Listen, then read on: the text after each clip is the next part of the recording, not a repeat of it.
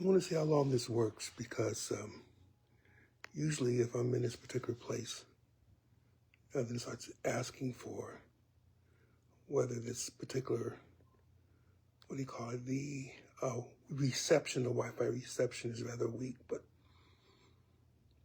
I'll see if this works. Anyway, I believe that the last time I was on here, that I was essentially assessing as a Christian the reasons why people would choose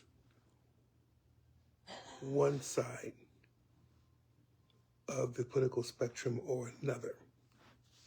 And I'm not here in this particular instance to judge either way, but just bring up certain points. Last time I dealt with essentially the reason why many Christians would go to the right because of the gay agenda being, if not pushed, at least allowed in the Democratic Party. To be fair, let me now go to the other side and see why Democrats, why some spirit-filled Christians would go to Democrats. And in this case, it's probably several reasons, but I'm just going to do one at a time. Obviously, this is going to probably turn into a series, and that's okay. Because we need to understand why we choose certain things. When looking at why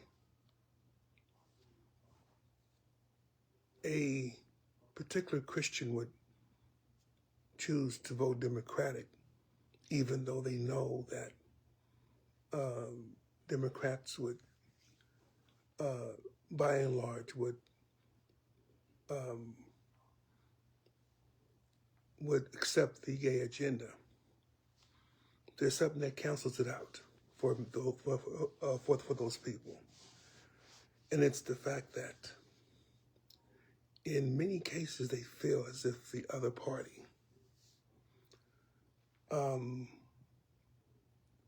does not really care for them personally.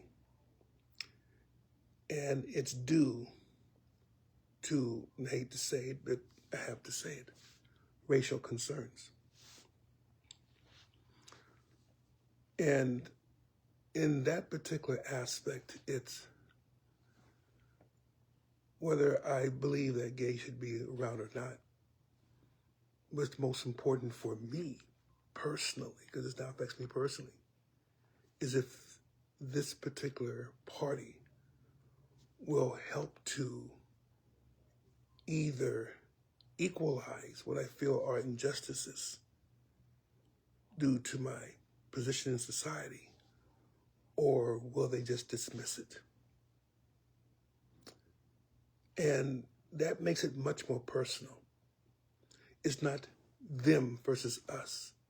It's me. I'm concerned about this. And that's one, I believe, of the major reasons why you would see a big split, especially when you're dealing with holiness, Pentecostal, evangelical, that type of where the Spirit of God moves visibly through the actions of people. Some people think it's just emotional shouting and running and jumping and gibberish. But understand that if you don't feel something from God, then that's a problem. Because you cannot divorce the feeling of joy, of excitement over the presence of the Lord. And others may not want to say it that way. Others may not want to worship that way. But for those, again, who are Pentecostal, holiness, apostolic, evangelical, emotionalism is not a bad thing. But I didn't come to talk about that today. I will hit that particular thing at a certain time. I'm just trying to explain why, where some Christians would choose to vote Republican, others would choose to vote Democratic. And you can't dismiss them both easily with a wave of your hand. And that's why I would tell people that you have to vote for yourself. You cannot vote because of what I say. You cannot vote because of what other people say. Do your homework. Ask the Lord. And most of all, do not block people based upon what you think. Because the Lord may not be telling you the same thing that he's telling someone else. Although God is not crazy, neither is he schizophrenic. There may be some things that you really hold dear that others may not hold as dear, but they hold something else as dear. Maybe it's not the Lord doing this at all. Remember, this is all secular. So let me scratch that. The Lord may not be telling you this at all. Because we're after all is said and done, we're voting for secular government. Not theological, but secular. Which means that we are dealing with secular issues. Now, let's go into the idea of some Christians voting Democratic. Well, you just can't shoo it away. There's a group of people who feel disenfranchised, who feel that they have been discriminated against, and the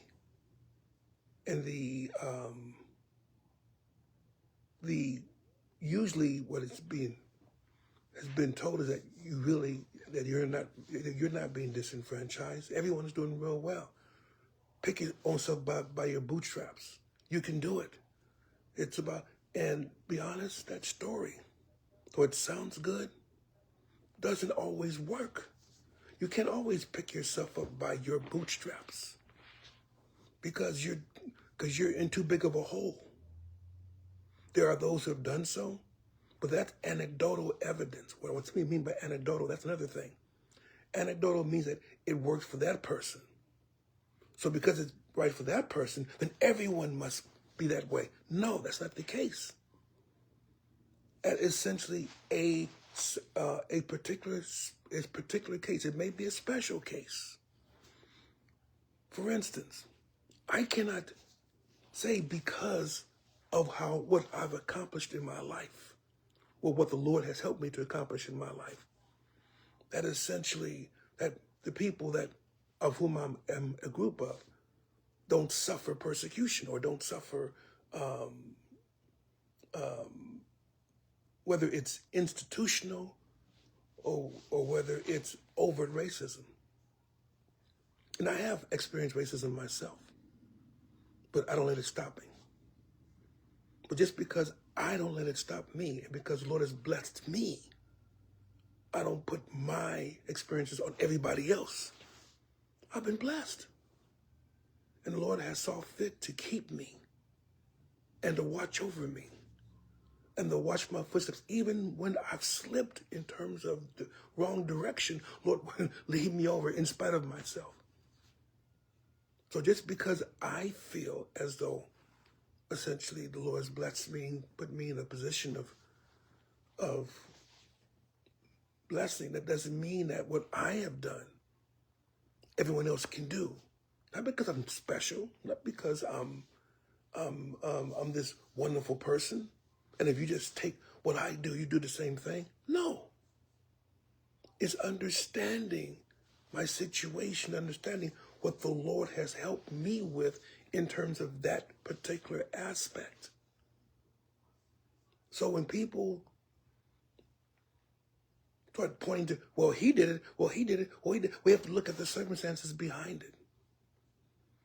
And most Christians that are of minority, may belong to minorities, a lot of them will vote Democratic because what they've seen as a rule is discrepancies in living, discrepancies in quality of life, discrepancies in what's being treated, discrepancies in health care, discrepancies in education, discrepancies in criminal justice, and it goes on and on and on and on down the line.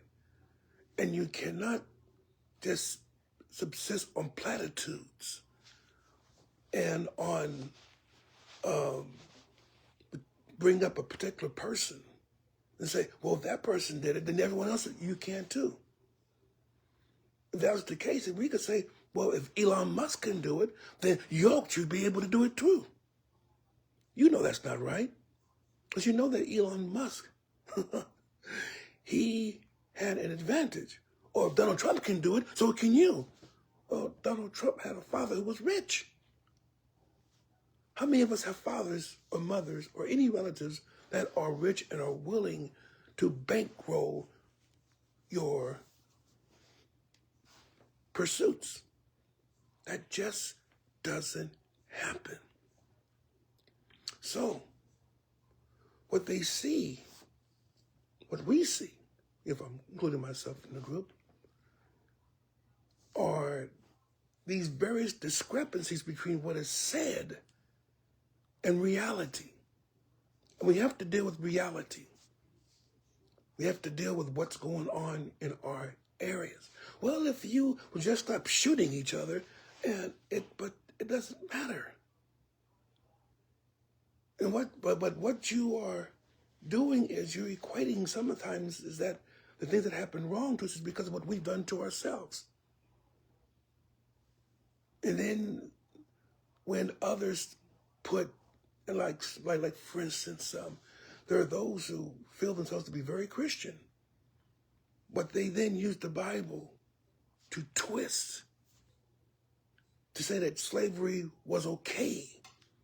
It was actually a boon that Jesus promoted slavery. He did not promote slavery. He was in a society that had slavery in it.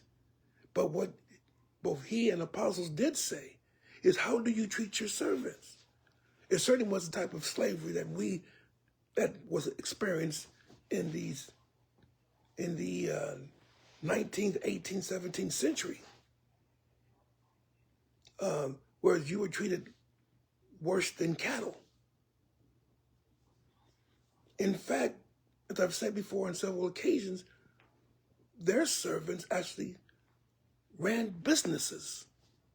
They conducted business, handled money. That's why essentially he talks about how a master leaving. That's the whole thing about the 10 talents, or about the parable of the talents. Remember, Jesus made stories of spiritual meaning and used natural occurrences to try to depict it. So if that's what gave the servants how many talents, how many bits of money, that would have never happened in the slavery that we have discovered. Trust them with money? Are you kidding me? So it was much different. Then I always bring up this fact of Paul sending the runaway slave of Philemon back to him with the idea of telling Philemon, don't treat this person as a slave. Treat them as a brother in Christ because they're saved. Now, how many times would that have happened in 19th century United States, 18th century United States? Because for me to treat you as a brother, then you have to be up where I am. It means that your intelligence will have to be up where I am. Your abilities will have to be up where I am. You wouldn't be thinking of racial superiority. So because one party seems to dismiss it, if not downright grasp the superiority aspect of it. And the other one says, come. We know that was wrong. We know that wasn't how you treat human beings. Guess which party they're going to choose. And I don't care how many times you refer to, well, but they're communists. Well, but they support the gay agenda. Well, they support abortion. Yeah, all that may be true. But, again, they're looking at how is this party going to affect me? Me. And in that case, then is what is taking place. Is what is taking place actually benefiting what my desires are, what my needs are, what my concerns are? And you have to admit, the Democratic platform actually supports that. And that is really, now again, a lot of this, what we are going to be talking about, has a lot of facets, a lot of going back and forth. I'm just giving an overview. But in order for us not to fight against one another when we're choosing a candidate, remember one important thing. So there's 2 points. One, we're dealing with a secular party. Republicans are not Christian. I'm not saying the Republican Party is not a Christian party. There are Christians in it, but it's not a Christian party. Democrats are not a Christian party. There are Christians in it, but they're not a Christian party. United States is not a Christian country. Are you kidding me? No, it's not. It's a secular country with people who are Christian and who are Muslim and who are Hindu and who are Buddhist and who are atheists. But it is mainly a secular country. So let's not fool ourselves. You think that we are on a crusade? No. It's not a crusade. And the only Christian country that will be made is when Christ actually comes back to claim his kingdom. Before then, before that time, what you are voting for are your secular interests. Plain and simple. If you understand that, then it makes your decision so much easier. Whether you vote Republican or Democrat. God bless you. Love you all in Jesus' name.